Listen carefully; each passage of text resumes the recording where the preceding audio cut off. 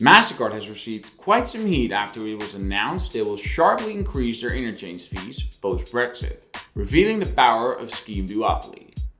Let's look at what caused this increase and how it could affect both merchants as well as buyers. Good morning everyone, this is Marek from PaymentGenes, and today it's all about payments.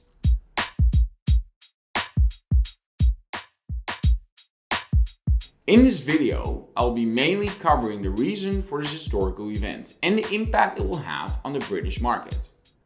But first, we need to understand who will they be affected by these new fees and what led to them.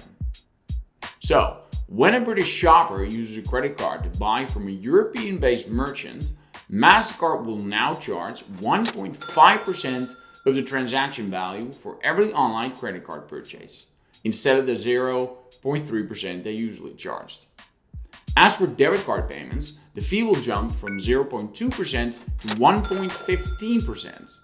This change will be effective starting October 15th of this year.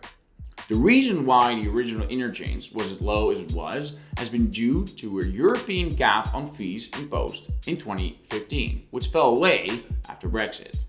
In reality, given the UK now is outside of the European Union, it's not so surprising, and we are pretty sure fees will follow.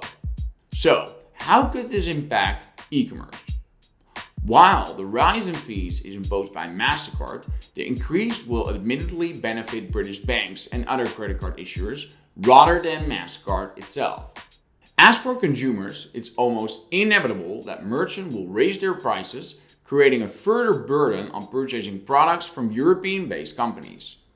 Taking into consideration that UK spending since COVID-19 has grown exponentially online, with a large proportion of goods being supplied from outside of the UK, it's definitely going to impact. When it comes to e-commerce startups and subscription businesses, this will put even more pressure on them, especially coming at a time where a huge number of small businesses have shifted to online models to survive this pandemic. For merchants based in the European Union selling to UK customers, the checkout experience should be an immediate priority. As for shoppers, it needs to be very clear in the merchant checkout whether there are any additional costs for goods shipped to the UK. At the same time, it will also need to be clear that goods are coming from European merchants, given UK customers are at risk of paying more for their items as per the higher interchange. As for European acquirers, they will too likely suffer from an adverse effect. But we expect and hope for strong initiative from payment associations and the introduction of alternative options. So, the main takeaway: although the rise in fees are imposed by Mastercard, they are likely not to benefit from it. E-commerce startups, however, will be heavily impacted by these fees. What is particularly interesting about this news is that it reveals the power of a duopoly. And you can't help but wonder when Visa will follow Mastercard's footsteps.